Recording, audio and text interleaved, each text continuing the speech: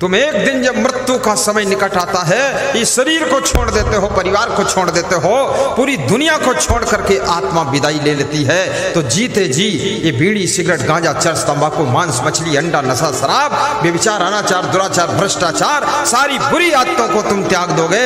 तुम्हारी पत्नी भी खुश रहेगी, पति भी खुश रहेगा, माँ बाप भी खुश रहेंगे और गुरुदेव भी खुश हो जाएंगे तुमको देख करके। क्या नहीं छोड़ सकते हो तुम? साहिब बंदगी। जीवन में जितने दुख दिखते, बाबा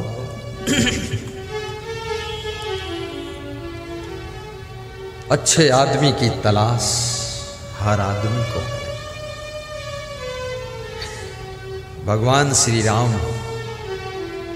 रीछ भालू बानरों की सेना को लेकर लंका पर चढ़ाई करते।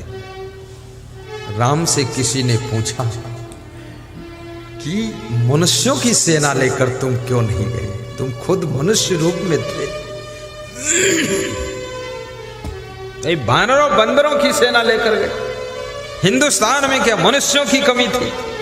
तो राम ने कहा मनुष्यों की सेना लेकर इसलिए हम नहीं गए कि मनुष्य अगर हिंदुस्तान के हमारे साथ में जाते, लंका पर चढ़ाई करने, लंका में पहुंचते और लंका सोने की लंका देखते और रावण कहीं उनको गुप्त सूचना दे देता कि 1-1 किलो सोना दे दूंगा, तो ये सब नालायक उसी के पक्ष में चले जाते। फिर मेरी हालत खराब हो जाती, इसलिए मैं बानरों को ले गया। ये बानर सोना चांदी समझते नहीं। देखो राम बुद्धिमान थे। ऐसे लोभी लोभी आदमी को लेकर तुम कोई सफलता करना चाहो तो लोभ के कारण तुमको डुबा देगा, कुछ नहीं काम आएगा वो। जीवन में जितने दुख दिखते, गा दूं और मंद मंद बजाइए। जीवन में जितने दुख दिखते। जीवन में दुख क्यों है? क्या कारण है इसका? What is reason? प्लेजर। दुख का कारण क्या है? एक ही कारण है, जीवन में जितने दुख दिखते वे निज दोषों के कारण ही। जीवन में जितने दुख दिखते। आप कहीं रहो, बिहार रहो, पश्चिम बंगाल रहो, यूपी रहो, एमपी रहो, दिल्ली रहो, कहीं रहो, अमेरिका, लंदन रहो,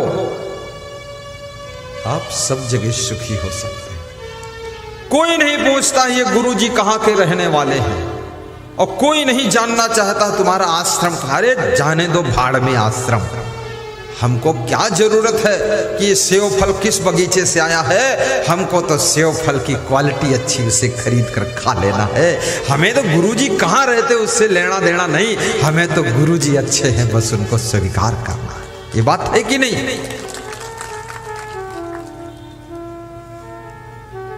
धन्य हो। जीवन में जितने दुख दिखते वे निज दोषों के कारण ही। वे निज दोषों के कारण ही। वे निज दोषों के कारण ही। जीवन में जितने दुख दिखते वे निज दोषों के कारण ही। पर जिसको इतना ज्ञान न हो, गाओ, पर जिसको इतना ज्ञान न हो, बाबा प्रणाम, पर जिसको इतना ज्ञान न हो वह दोष मिटाना क्या जाने। पर जिसको इतना ज्ञान न हो वह दोष मिटाना क्या जाने। जीवन में जितने दुख दिखते वे निज दोषों के कारण ही, वे निज दोषों के कारण ही, वे निज दोषों के कारण ही। हर सासू कहती है कि बहू की वजह से मैं दुखी हूं, और बहू कहती है सास ससुर के कारण दुखी हूं। पति कहता पत्नी से दुखी हूं, पत्नी कहती पति से बहुत परेशान हूं। बेटा कहता है माँ बाप से दुखी हूं। ये सब सबसे दुखी हैं, ये खुद से कोई दुखी ही नहीं, दूसरों से ही दुखी है। और ये दूसरे लोग सबको दुख दे रहे हैं, ऐसा नहीं है। अपने भीतर झांको, कहाँ गलती है, स्वयं में कहाँ कमी है। अगर बेटी ससुराल में टिकती नहीं है, याद रखना बेटी के अंदर भी कमी है। बेटी के माँ बाप को कभी अपनी बेटी का पक्षपात नहीं करना चाहिए। बेटी का मनोबल बढ़ा करके उस बेटी को बंदूक मत थमाइए हाथ में, थोड़ा उसको शांति दीजिए। और बेटी को भी गम खाना सीखना चाहिए, समय पर जागना सीखना चाहिए। छोटी छोटी बातों को लेकर के परिवार में कलह कलेश प्रारंभ होता है। बहुत ज्यादा देर तक सोती है सासू को गुस्सा आता है। थोड़ा जल्दी उठ जाओगी तो क्या फर्क पड़ जाएगा। बहुत थोड़ा आलस्य करती है सासू का मन खिन्न हो जाता है। आलस्य छोड़ दो, मन प्रसन्न हो जाएगा सासू जी का। सासू हर बात में नोक झोंक करती है, बहू का मन दुखी हो जाता है। सासू को भी चाहिए हर बात में नोक झोंक मत करो, चलने दो, चलवा दे ठीक है। हर बात में बोलो मत, थोड़ा उल्टा भी करेगी सीधा भी करेगी, धीरे धीरे सीख जाएगी। छोटी है, बच्ची है, अभी इसको बचाना पड़ेगा, धीरे धीरे सब आ जाएगा।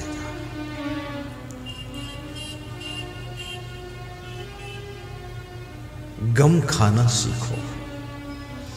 हर सासू को अपनी बहू की भी गम खा लेना चाहिए। उसकी जिंदगी में ज्यादा इंटरफेयर मत करो, प्रसन्न रहो। तो मैं एक कहानी सुना रहा था, सासू होने का अहंकार। आहा, एक साधु भिक्षा मांग रहा था। ये बात बताया था ना, छूट गई कहानी में, सुना देता नहीं चूक जाऊंगा। साधु किसी गृहस्थ के द्वार पर भिक्षा लेने गए। सासू घर में नहीं थी, बहू थी। बहू से भिक्षा मांगा। बहू ने कहा बाबा थोड़ा रुको, मैं घर के अंदर से आती हूँ। तो साधु ने सोचा घर के अंदर जा रही है, कुछ लेकर आएगी। घर के अंदर से जब आई 5 मिनट के बाद, तो उस बहू ने कहा बाबा हमारे घर में भिक्षा नहीं मिलेगी आपको, जाओ बाबा यहाँ कुछ नहीं मिलेगा। तो साधु मुस्कुराता हुआ चल देता है, हंसता हुआ। जो नहीं देता है ना, उसके लिए भी साधु हंस देता है। ठीक है, भिखारी भी हंस देता है जो नहीं देता है। जो देता है उसके लिए भिखारी मुस्कुरा देता है, ना देने वाले के लिए हंस देता है। एक भिखारी से किसी ने पूछा कि जिसने दिया उसके लिए तूने मुस्करा दिया और जिसने नहीं दिया उसके लिए तूने हंस दिया, तो ये क्या बात? तो उसने कहा मुस्करा इसलिए दिया देने वाले के लिए कि अगले जन्म में भी ये दाता बनकर पैदा होगा, बड़ा धनवान बनकर पैदा होगा। बोले जिसने नहीं दिया तो हंसा क्यों? बोले हंसी इसलिए आई, अगले जन्म में ये भी भिखमंगा बनेगा तो हमारे साथ में ही रहेगा ये, इसलिए हंसी आ गई। कि इस कंजूस को पता नहीं है कि ये धन दौलत क्या साथ में लेकर जाओगे। कितने लोग अपने कुटुंब के मोह में इतना पड़ जाते हैं कि 1 रुपया दान नहीं कर पाते।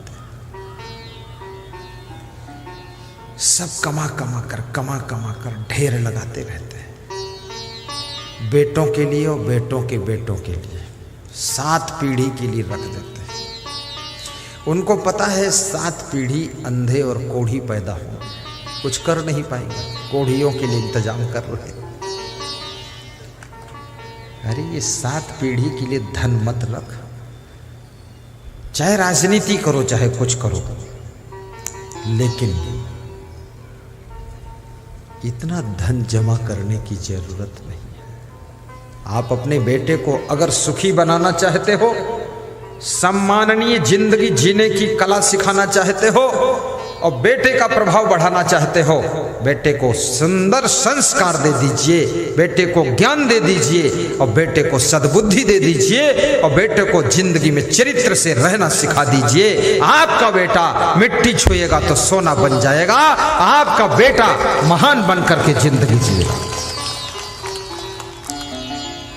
ये बेटा के लिए चुट्टा बन रहे तुम, और बेटा उस पैसे से शराब पी रहा है। एक मिनिस्टर मुझको मिले तो बोले हमारे घर में सब ठीक है लेकिन बेटा नहीं ठीक है। तो हमने कहा बेटा क्या करता है? बोले बस ऐसे ही है सब मामला। तो हमने कहा कमा के तो दे ही दिया है, मर जाओगे तो भी वो जिंदा रहेगा, खाएगा पिएगा। बोले अरे बहुत दुर्गुणी है, तो धन इतना क्यों दे रहे हो उसको?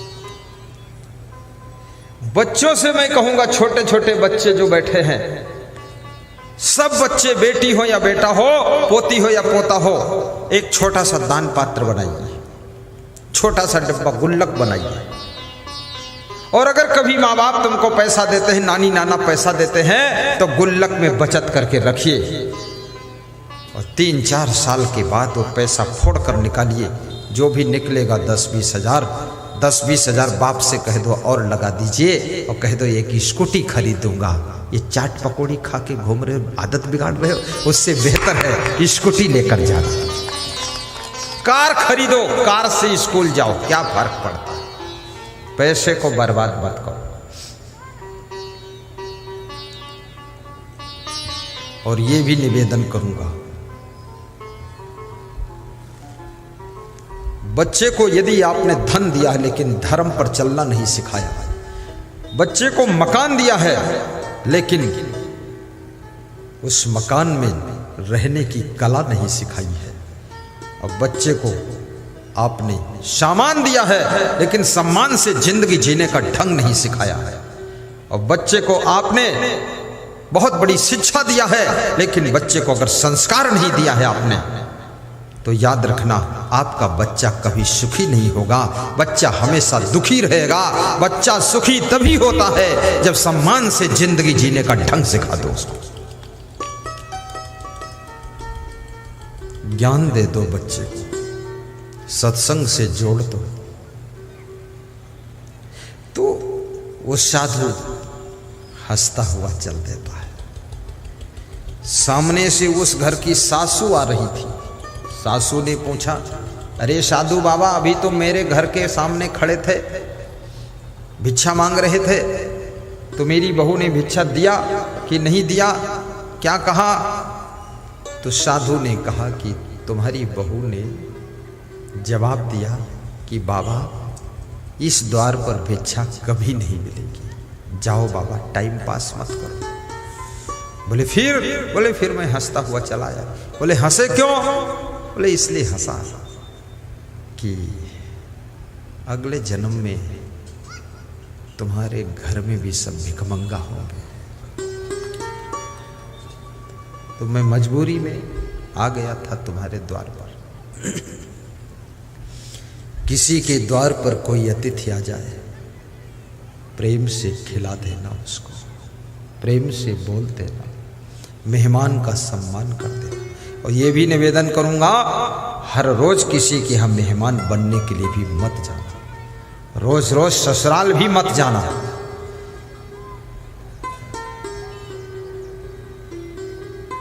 एक दिन मेहमान होता है, 2 दिन मेहमान रहे तो मेहमान रहमान होता है, और फिर हर रोज मेहमान आ जाए तो मेहमान ना मेहमान है ना रहमान है, फिर वो मेहमान बेईमान होता है, बेईमान।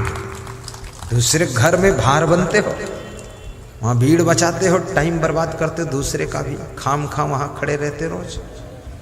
किसी दोस्त के घर पे भी रोज मत जाइए, लांछन लग जाएगा, कलंक का दाग लग जाएगा कि इसके घर पे ये क्यों आता है रोज। लोग संदेह करेंगे तुम्हारे ऊपर, लेकिन तुम जैसा बेशर्म आदमी वहां खड़े हो रोज, क्यों खड़े हो, क्या जरूरत है? आपका सम्मान आपके हाथों में है, आपकी चालों में है, आपकी बातों में, आपकी चरित्रों में है। प्रथम अपने चरित्रों को सुधारोगे तो क्या होगा?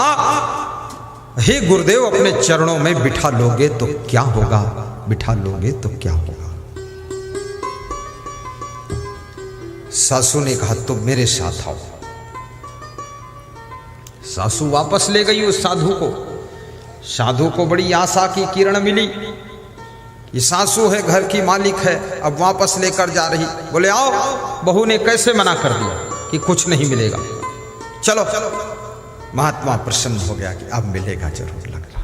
महात्मा आया, बैठा रहा द्वार पर। 2-4 कुर्सी पड़ी थी, महात्मा कुर्सी पर बैठ गए। सासू अंदर गई, 10 मिनट के बाद लौट कर निकली। साधु ने सोचा अब कुछ लाएगी, कुछ देगी। तो सासू ने क्या कहा, जाओ बाबा, जिंदगी भर तुमको यहां कुछ नहीं मिलेगा, जाओ। तो साधु ने कहा तो बुलाकर क्यों लाई, मैं तो चला ही गया था। बोले मैं इसलिए बुलाकर लाई कि मेरी बहू ने मना किया था कि कुछ नहीं मिलेगा। बहू कौन होती मना करने वाली? मना भी करूंगी तो मैं करूंगी, क्योंकि मैं सासू हूं, इसलिए मना करूंगी। तो मैं इसलिए लाई थी कि तुमको मना करने के लिए लाई थी कि मैं मना कर रहा हूं। ये सासू होने का ऐसा अहंकार होता है कि मना भी करूंगी तो मैं ही करूंगी। अरे वही काम बहू ने कर दिया तो क्या बुरा हो गया? सासू होने का अभिमान भी छोड़ दो, कुछ नहीं है अभिमान में। बड़ा से बड़ा पद प्राप्त करो, निर्माण रहो। भगवान श्री राम क्या कहते हैं? सिया राम माई सब जग जानी, करहु प्रणाम जोरी जुग पाए। सिया राम माई सब जग जानी। राम कहते हैं मैं ही केवल राम नहीं हूँ, पूरे जगत के पुरुष राम हैं, पूरे जगत की नारियां सीता हैं। उनको मेरे समान समझो, मैं उनसे कोई बड़ा नहीं हूँ, मैं भी उनके साथ में खड़ा हूँ, सबका सेवक हूँ। सिया राम माए सब जग जानी, करहु प्रणाम जोरी जुग पानी।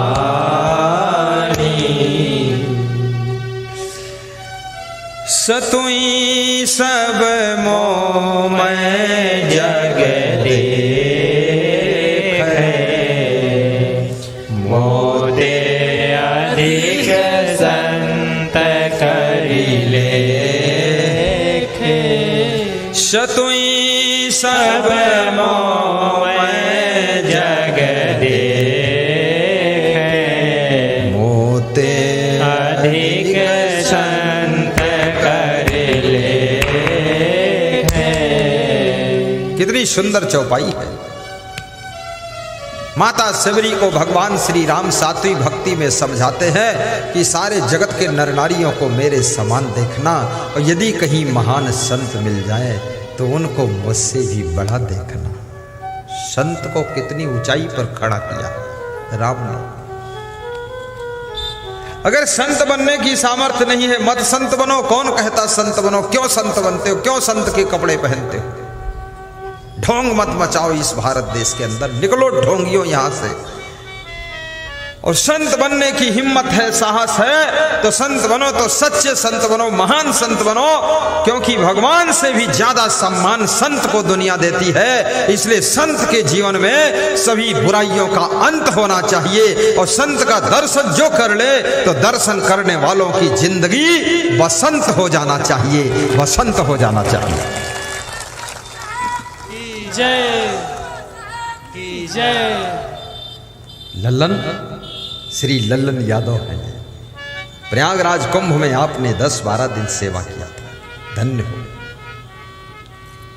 बहुत अच्छा, बैठो। साहिब बनते इतना मैंने प्रवचन सुनाया है, 1.5 घंटा हो गया, तब जाकर के जय बोला है किसी ने। पूरी मेरी जान निकल गई। बहुत ताकत लगाया। नाम ही इसका आजान है ना, आजान में बेजान सफल नहीं होगा, यहां जान दो।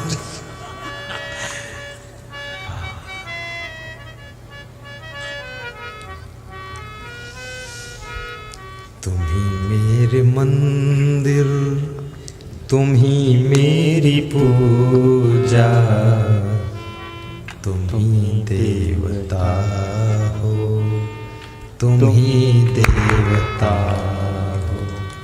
ये पंक्तियां कभी कभी अपने घर में गाया करो, गुनगुनाया करो।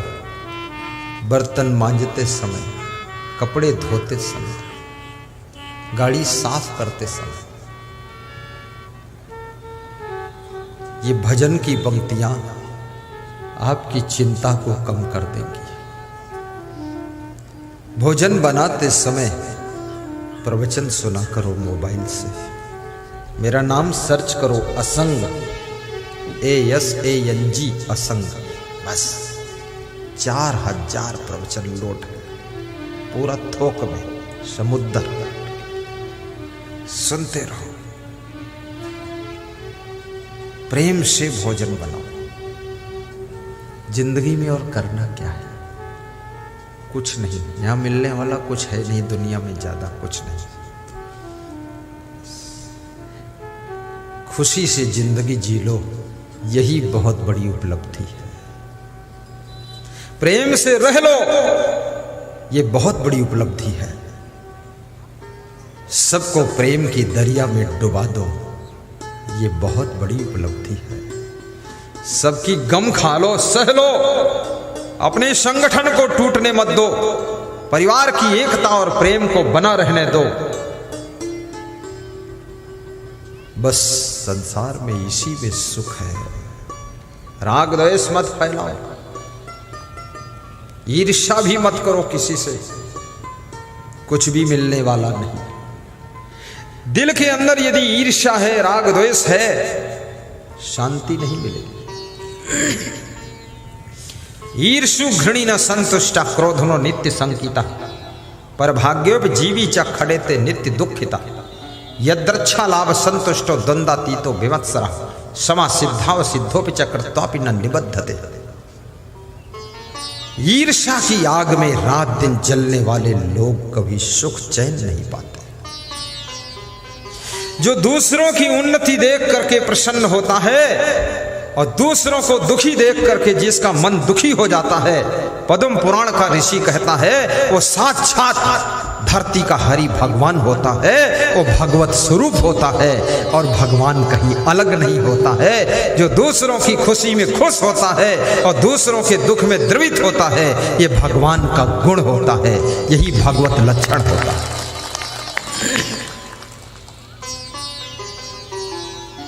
देवदत्त ने एक हंस को बाण मारा, हंस घायल होकर के गिरा।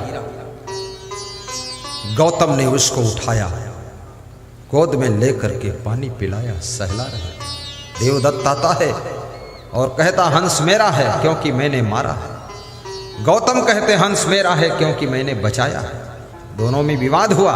राजा के पास पहुंचे, राजा ने कहानी सुनी तो राजा ने जवाब दिया, मारने वाले से बचाने वाले का अधिकार ज्यादा होता है, इसलिए हंस गौतम का है।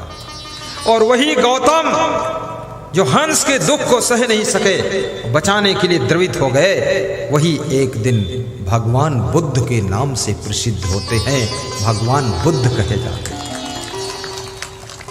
वे भी किसी माता पिता की संतान थे, वे भी मनुष्य के रूप में पैदा हुए थे।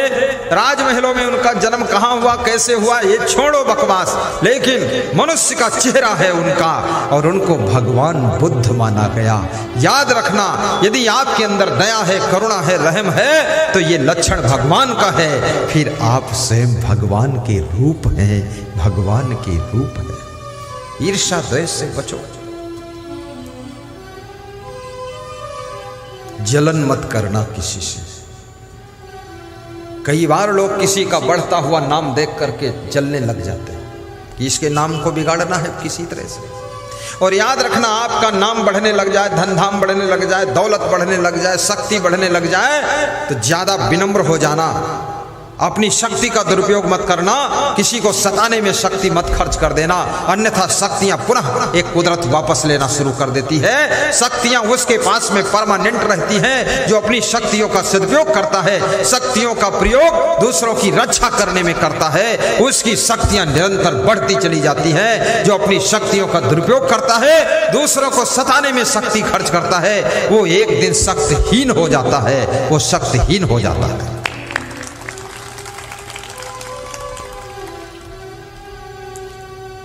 अपन तेज समारो आपे, गाइए। अपन तेज समारो आपे, तीनों लोक हाँकते कांपे, तीनों लोक हाँकते कांपे, अपन तेज। हनुमान चालीसा की चौपाई है, दोहराइए, 3 बार दोहराइए, सब महिलाएं भी गाएं। तीनों लोक हाँकते कांपे। बहुत मस्त चौपाई है। अपना तेज, आप पास कौन कौन तेज है, वो तेज तुम संभाल नहीं पाते, तेजहीन हो जाते हो। तेजस्वी भी बनो, तपस्वी बनो, ओजस्वी बनो, यशस्वी बनो, कीर्तिमान बनो। आपके पास वाणी का तेज है, दृष्टि का तेज है, आपके पास में बुद्धि का तेज है, आपके पास में चरित्र का तेज है, आपके पास में सुंदर स्वभाव का तेज है। इस तेज को संभालो, कहीं इस माया मोह के संसार में आपका स्वभाव बिगड़ न जाए, वाणी बिगड़ न जाए, चरित्र बिगड़ न जाए, कहीं आचरण खो न जाए, और कहीं आपकी तेजस्विता छीड़ न हो जाए।